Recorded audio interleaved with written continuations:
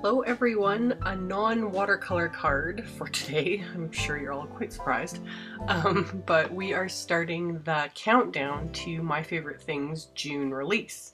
So I have all sorts of new stamps and dies to show you guys. And like every other countdown, the links to some of these products will not work until the release is live next week. There'll be more info on my blog, so make sure to check out my blog post, which will be linked right below the video. It'll be the very first link. But yeah, some of these links, if you click on them in the supplies, it'll just take you to a blank page until they're actually available for sale, which, yes, is next week. But the first thing I used was the new romantic script background stamp, which is so pretty and of course perfect for wedding cards. That's kind of the theme this month. And I inked it up with snow cone ink and stamped it onto snow cone cardstock. And then I'm using the new pierced fishtail flags dies, which you saw me giving a big thumbs up to. I was so excited when I saw these. So of course, because I love all my fishtail flags dynamics, I have both sets, and then this set just completes me. So I love all these pierced dies. They give it all that extra detail with zero extra effort, and I love it.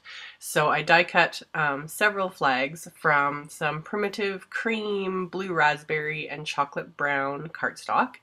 And then I'm using a new, this is the Together Forever stamp set, and I inked up this one sentiment with Hot Fudge hybrid ink. I'm really liking the hybrid inks for stamping my sentiments. So just really, really good for that. And once it's all stamped, I'm going to adhere all of these to the snow cone cardstock. And I kind of figured out a nice little layout here. Really simple. This is a quick and easy wedding card. And I tend to need these sorts of cards, like last minute, all of a sudden my husband will come home from work and be like, oh, so-and-so got married, I need a card, like, now. So these are the kind of cards I usually whip up.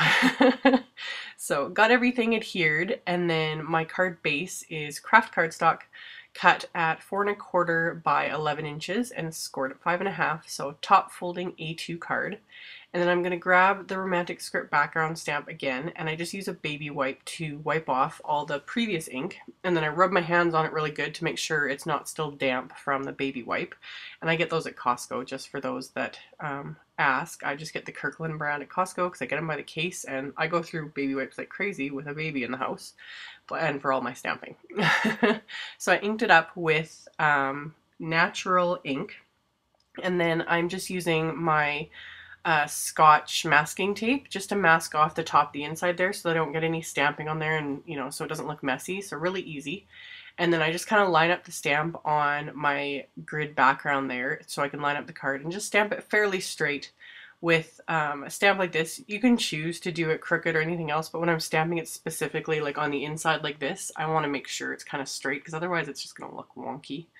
But yeah, you could get creative and kind of stamp on an angle and only press down in certain areas and get a really vintage, distressed sort of look. There's so many options. My mind is just going here.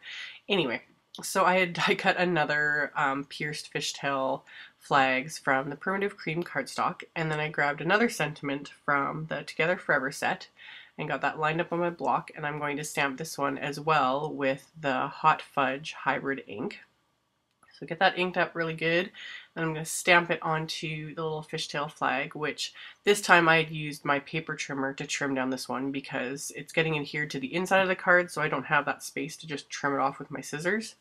So get that all done, and I'm going to adhere it to the card, and making sure to adhere it just below the score line of the fold so that the card shuts cleanly. It doesn't catch on that. So you always want to kind of watch that when you're adhering cardstock to the inside of your cards, that you don't adhere it too close to the fold. Otherwise your card it doesn't fold properly, and it just feels weird when you go to close the card. So I decided the front needed just a little bit something more, so I'm going to just trim down 1/8 of an inch on each side here of this cardstock panel. So get that trimmed down just a little bit, so then I can mat that on a piece of chocolate brown cardstock. Just that little frame just kind of finishes it off and gives it a little extra something. When I'm doing more simple cards, I find a lot of times just layering cardstock really helps to kind of finish it off. And then I made sure to flip it around and not adhere it upside down because I tend to do that. And I was going to be done here, but I felt like it still needed a little bit extra something. So I just grabbed these little Doodlebug swimming pool arrow sprinkles and picked off a few of them. I just used my scissors to kind of peel them off there and adhere them, and then that's all there was to it. So like I said, there will be links below to my blog post and to the supplies used, and some of them, of the very brand new products, the links will not work until next Tuesday. And again, there will be info and the date and the time and all that on my blog, so please make sure to check that out. And thank you guys so much for watching, and I'll see you all next time. Bye!